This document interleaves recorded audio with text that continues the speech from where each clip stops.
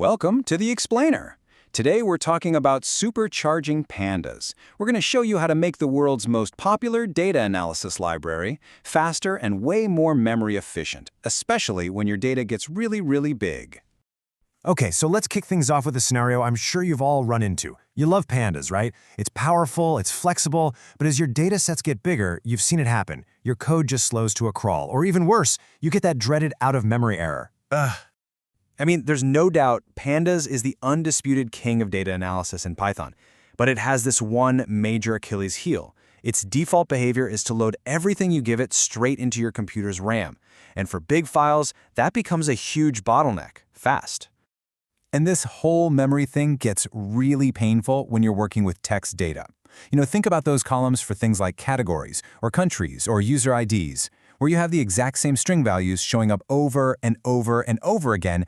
Every single one of them is eating up your precious memory. But what if I told you there's a secret weapon? Something that's already built right into Pandas that can help you fight this memory bloat. Okay, let's dive into our first and maybe simplest solution. It's called the categorical data type, and the idea behind it is actually beautiful in its simplicity. Instead of storing a full string like, say, United States for every single row, Pandas just stores a tiny little integer and keeps a single lookup table like a cheat sheet of all the unique text values. The analogy they use for this is just perfect. Think of it like an old library card catalog. You're not writing out the entire book title thousands of times, you're just using its unique reference number. You're swapping out all that bulky, repetitive text for these lightweight, super efficient codes. So here's the deal. This one simple change gives you 3 huge wins. First, you get massive memory savings. Second, you get much smarter sorting. And third, it actually signals to other libraries, like your plotting tools, how to treat the data correctly. It's a win-win-win. And check this out. This is a perfect example of that sorting power I mentioned. With categoricals, you can define a custom logical order that actually makes sense, like small, medium, large. Pandas will respect that instead of just defaulting to alphabetical order, which, let's be honest, is often totally useless. But okay, what happens when even using categoricals isn't enough? For those truly massive data sets, the ones that just plain won't fit in memory at all, well, we need to change not just what we store, but how we actually compute things.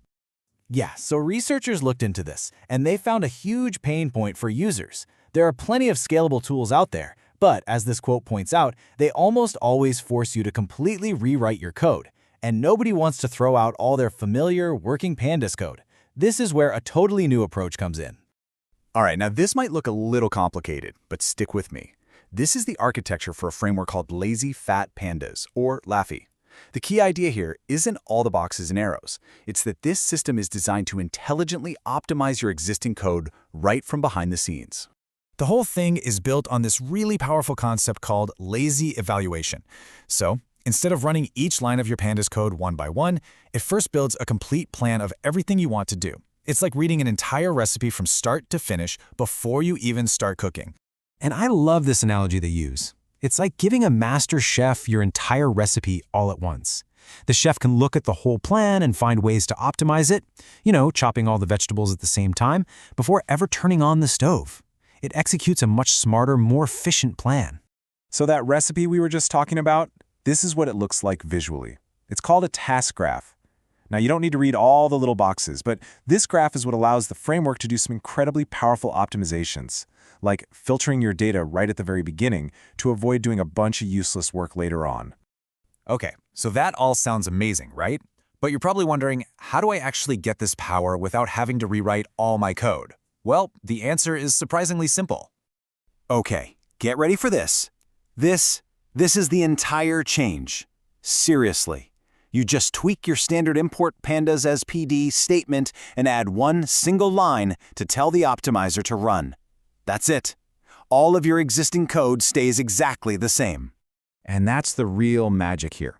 Your code still looks like Pandas, it feels like Pandas, but it's now running on this much more powerful engine that's doing all these crazy optimizations for you completely automatically. You don't have to learn a new way of doing things.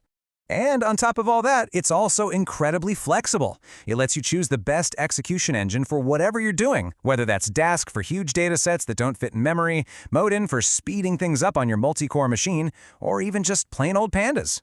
It even applies these classic tried-and-true database optimizations to your script all by itself. For example, it automatically figures out which columns you actually use and only loads those. It filters your data as early as it possibly can. Little things like that save a massive amount of time and memory. And the payoff? Well, the results are pretty staggering. The research showed performance gains of up to 19 times faster, and it was able to successfully run analyses on enormous data sets where standard Pandas would have just given up and crashed. All right, so let's wrap this up with your Pandas Power-Up plan. For a quick and easy win, convert those columns with lots of repeating text to the category data type.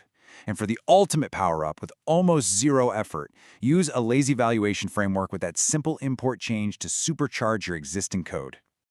So I'll leave you with this final thought, which is pretty exciting when you think about it. By breaking free from these memory constraints, what new, bigger, more ambitious questions could you finally answer with your data?